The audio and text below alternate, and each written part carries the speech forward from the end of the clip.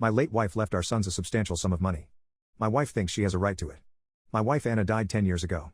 We have 2 children together, John, M., 18, and Freddie, M., 16. She died of breast cancer when the boys were very young.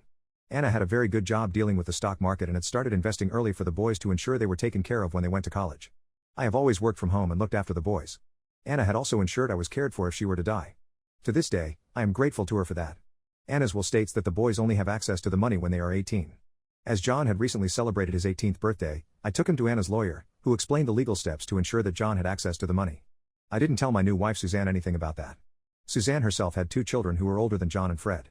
Both go to college and have to work part-time.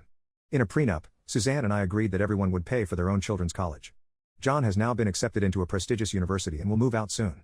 He had enough money to pay for college. He had also decided to buy an apartment so that, for once, he would not have to live in the dorm and would have an investment for later when he finished his studies.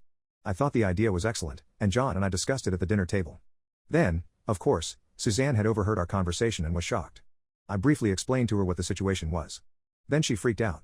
How can it be that my children are given preferential treatment? If there was so much money in the family, the boys and I could help out with her children, who had to work full-time jobs to pay for college.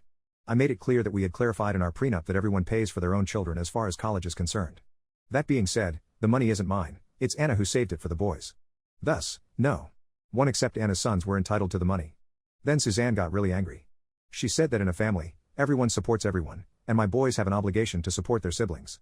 I must mention that Suzanne's children are spoiled brats. My boys had never really been treated well, so I had often considered separating from Suzanne since she tolerated this behavior toward my children.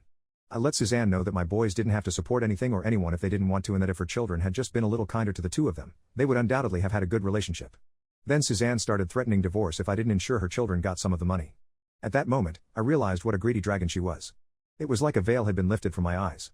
I told her I preferred the divorce and asked her to leave my house. That shocked her. But I didn't care. John and Fred approached me afterward and thanked me for standing up for them. That same evening, Suzanne went to her mother, who agreed with me about everything.